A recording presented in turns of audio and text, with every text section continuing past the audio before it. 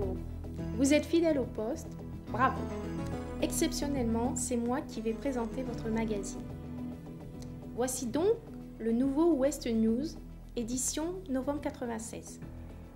Au programme, le CRG Nord, le projet de nouvelle centrale énergie, les chiffres. Également, les mouvements de personnel avec ceux qui arrivent et ceux qui nous quittent et ceux qui nous rendent visite. Vous aurez droit à un reportage sur l'ADS. À tout de suite.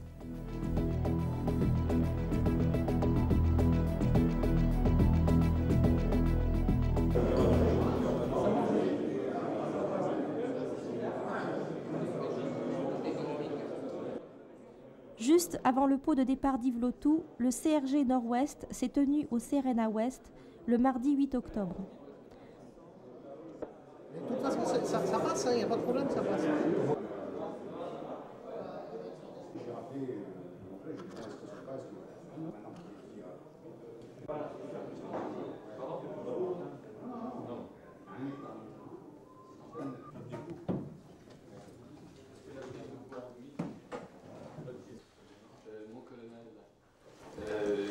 Bienvenue, je pense, au nom du CRNA Ouest Lors de ce CRG, un compromis semble avoir été trouvé permettant de dédoubler Nantes-Chartres et Nantes-Dinard, de réaménager les zones R7 et R10.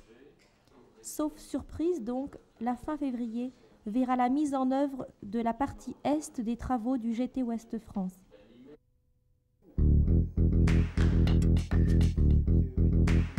Le CRNA va faire le plein d'énergie l'hiver prochain avec l'extension de la centrale et le remplacement de tous ses équipements.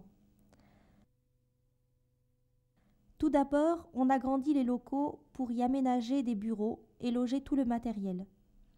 Ensuite, on habille le mur sud de panneaux photovoltaïques avec l'aide de fonds européens. Ces panneaux fourniront environ 23 kW, puissance à rapprocher de notre consommation actuelle, moyenne de quelques 700 kW. Les deux groupes électrogènes vont être remplacés et la production passera de 630 kVA à 1600 kVA. Les onduleurs seront également remplacés, mais plus tard, et leur puissance passera de 2 x 120 kVA à 4 x 300 kVA. Tant qu'on y sera, toute la distribution électrique à l'intérieur de la centrale sera aussi remplacée. Fin des travaux prévus en décembre 1997, ce n'est pas tout de suite.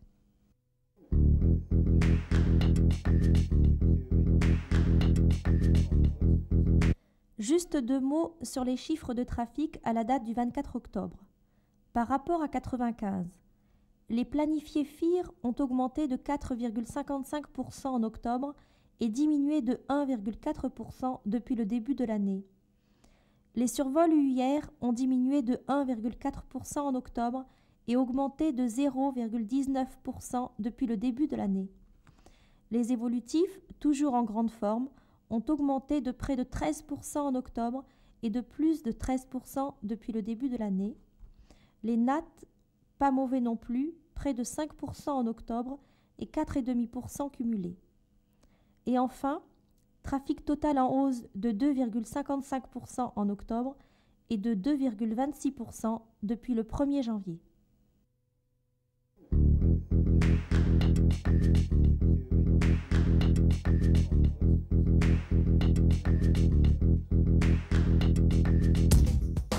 Le mois de septembre a eu son lot de déclenchement de filets de sauvegarde. Tous les cas devant être examinés par la commission locale de sécurité font désormais l'objet d'un traitement au labo vidéo. Voici les résumés de ces cas. Le 1er septembre, au secteur NS, le Brittany 589 Delta Lima en montée vers 2,90 entre Rennes et Cognac croise le Sabena 242 stable à 2,60 entre Thioche et l'Aigle. Bilan 3 nautiques 35 et 672 pieds.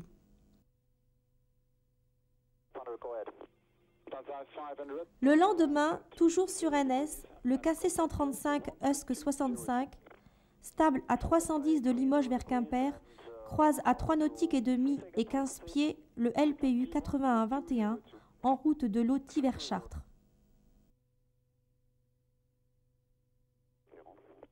Le 5 septembre, sur le secteur IN au petit matin, l'Air Inter 387 X-Ray Zulu en vol de Nantes à Lyon et en montée vers 270 croise le French Navy 50 Golf 2, stable à 150, à moins de 4 nautiques et à 26 pieds.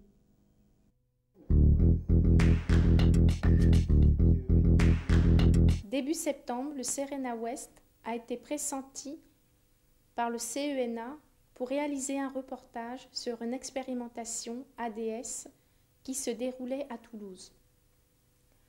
Bien que ce sujet doive faire l'objet de séances de formation continue, nous ne résistons pas à l'envie de vous présenter les images de cette opération en vraie grandeur.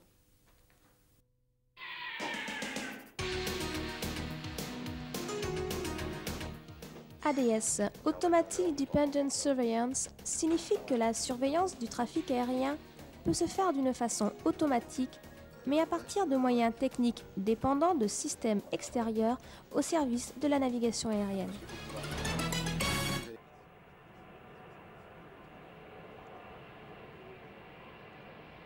Une expérimentation en temps réel a été menée à Toulouse-Blagnac le 5 septembre 1996. Pour la circonstance, un appareil citation immatriculé Papa Hotel Lima Alpha Bravo, lab comme laboratoire, appartenant à la direction néerlandaise de l'aviation civile et équipé ADS, a effectué un vol d'essai dans le ciel du Sud en présence des médias régionaux.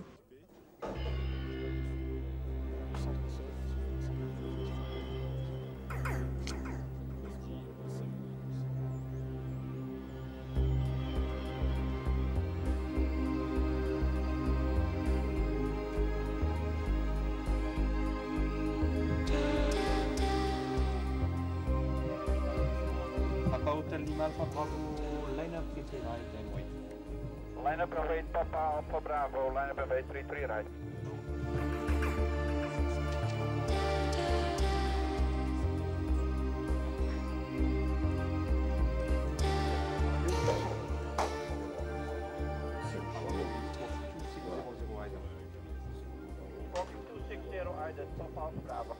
L'image radar a été filmée en direct dans la tour de Blagnac et peu après, nous avons filmé au CENA l'image de la trajectoire telle qu'elle avait été enregistrée par l'ADS.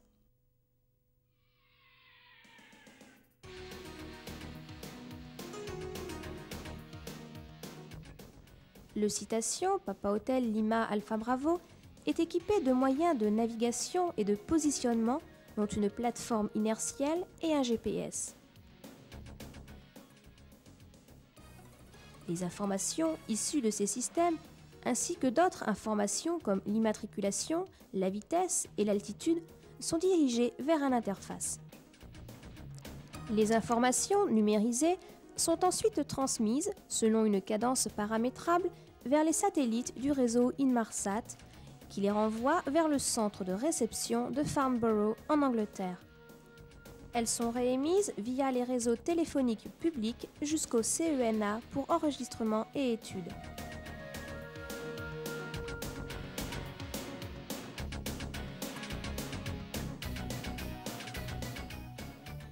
On comprend ainsi le sens du mot dependent dans le sigle ADS. Mais ce type de transmission offre l'immense avantage de n'être guère limité en portée, et au CENA, il est tout à fait possible d'observer le trafic sur la Sibérie ou même à Singapour.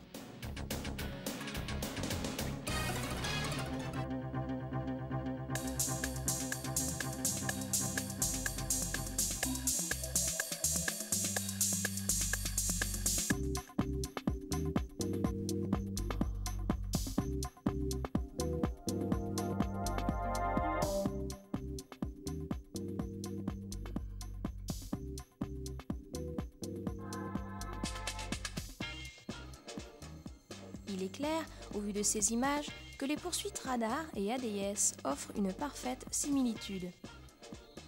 Mais il ne faut pas trop s'y fier. Les expérimentations n'en sont qu'à leur début, Et les obstacles techniques, institutionnels et réglementaires ne manqueront pas avant de voir un jour l'ADS exploité de façon intensive par les organismes de contrôle.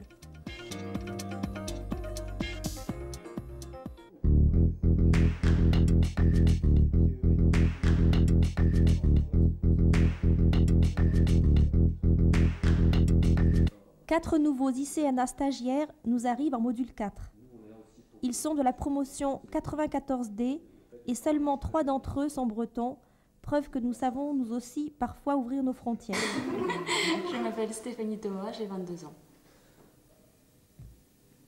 Je m'appelle Isabelle Godard, j'ai 22 ans et je suis la seule étrangère du groupe puisque je viens de Sète. Je m'appelle Olivier Keroux et j'ai 22 ans. Je m'appelle Gwenaëlle Marek et j'ai 23 ans. Et plus rare au rez-de-chaussée qu'au premier étage, présence de 2 stagiaires au service technique. 2 IE2SA, originaires de la région, sont dans nos murs pour 2 mois et demi. Florence Jacolot, pas du tout parente à Anne, notre collègue du bureau de personnel, et Jean-François Garot, fils de son père fiston, petit-fils en quelque sorte. Et même si je ne vous l'avais pas précisé, vous l'auriez deviné. Bienvenue à tous.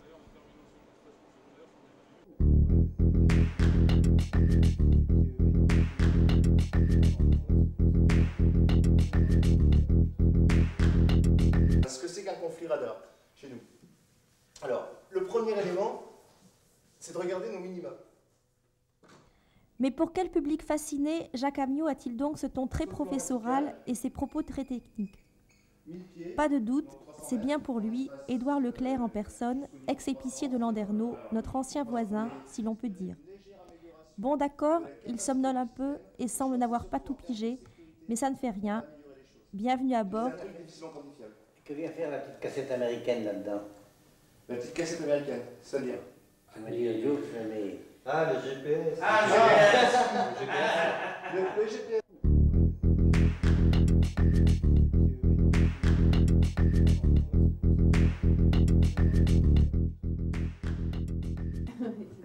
Deuxième faux départ pour Yves Letou. La première fois, c'était en 1981, direction la Guadeloupe. Il remet ça en 1996 et toujours avec la même destination. La cérémonie traditionnelle a eu lieu le 8 octobre à la suite du CRG, d'où peut-être une présence militaire encore plus importante. Le chef de centre a retracé le parcours aéronautique très complet de notre collègue. François Collec a pour sa part mis l'accent sur les nombreux apports que le contrôle doit à Yves et le ton humoristique ne cachait pas l'émotion de ce nouveau départ. Il est parfait. Parler de travailler au Sierra Nord, c'est un peu excessif. C'est donc Ah, très beau. Oh, très bien. Celui-là, c'est le sien. Ah, c'est très... Moi, je ne peux pas y échapper. Je n'ai pas envie de voir Yves nous laisser tomber en plein milieu des nombreux dossiers qu'il a ouverts. Il faut dire que dans tous les dossiers qu'il a cités, aucun n'a été terminé. J'avais réussi à m'en débarrasser 2 fois. Une fois, j'avais quitté Bordeaux. C'était en décembre 72. En pas de peau, 6 mois plus tard, il me rattrapait. Bon, Yves a toujours été un professionnel brillant. Presque toujours. Brillant premier contrôleur, donc. Pour le Cap 270 à Angers, c'était lui. Les séparations en fréquence, c'était lui. Le turn left, right now, c'était encore lui. Les croisements fins au primaire au niveau 50 à Nantes, c'était encore lui et j'en passe. Ensuite, et là c'est vrai, c'est pas par piston, Yves a été nommé à la subdivision contrôle. Et je crois qu'il nous a beaucoup apporté à la subdivision contrôle. Il a formé Christian Marcon en mission internationale, les Irlandais et les lavabos en rient encore. Il avait appris à José Courtès à prêter attention, et faire prêter quelque chose à un bigoudin, c'est un exploit. Moi, il m'a appris plus qu'il ne le croit, à perdre patience, par exemple. Le hasard fait qu'Yves est le 100e contrôleur au CCA, au 3CA, et ICNA réuni à quitter le centre. 150 ronds, et cela va bien. L'impétrant a ensuite évoqué quelques souvenirs et a terminé en remettant à ses proches collègues ou collaborateurs quelques cadeaux pour le moins inattendus. Il y avait beaucoup d'amitié, beaucoup de rigolade, et on arrivait à faire notre boulot, mais on se marrait bien quand même. Il y avait Fock, il y avait Popo, il y avait Jean-Yves Madac. que Jean-Yves... Jean-Yves, c'était avant Brest, hein. Donc ça devrait être un moment. Bon, je pense au braque, à la passive, à tout ce qu'on a connu. Les premiers Noël, les omelettes dans la cuisine, on rigolait. Le corps de chasse à Jean-Noël, je ne peux pas l'oublier. J'ai quand même épuisé 3 chefs de CRN1, hein. On revient au 3e. J'ai eu aussi 3 chefs de sub, mais je n'ai eu qu'un seul chef de service. Et rassure-toi, tu l'as épuisé. Je l'ai épuisé. On était parfaitement en phase sur les dossiers. Il y a une chose sur laquelle on n'était pas en phase, c'est sur ce qu'on met dans les verres. Et le vouvoiement. Et le vouvoiement, oui. Bon, je lui pardonne quand même. Je vous pardonne de boire de l'eau. Bon, autrement, mon chef de sub, Christian Kerlin, le dernier en date. Hein. Par contre, lui, sur les dossiers, on n'était jamais d'accord, mais pour être dans le verre, on était... Bielski, il n'est pas là? Il a dû arriver. Parce que je voudrais lui rendre le disque qu'il m'avait prêté. Franche collecte, je lui donne le bouchon de champagne et les strips du nouveau secteur KX le 3 mars 1994.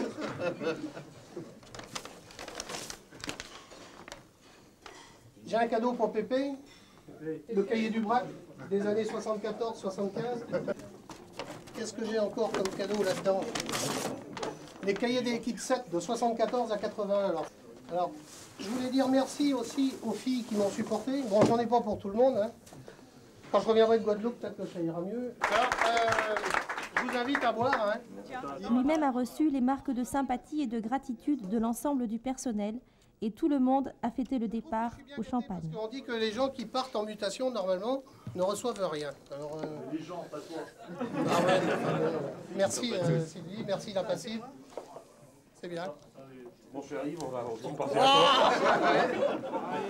toi. Mais vous êtes fous, les petites, c'est du meilleur, on sait quand même Ils sont cinglés. Ça va se perdre là-bas. Et qui... Non mais, vous connaissez pas mes goûts. Les 4 ou 5 commandants que tu as pu côtoyer t'offrir un petit cadeau. La cape de bouche traditionnelle du CCMA. Merci. Merci. Vite. Nous nous sommes laissés dire que la fête avait continué en privé et assez tard dans la matinée. Si, non, sincèrement. C'est vraiment digne d'un départ à la retraite. Voilà, c'est fini. Je laisse la place à la formation continue. Prochaine édition, lundi 2 décembre, anniversaire d'Austerlitz. D'ici là, bye bye.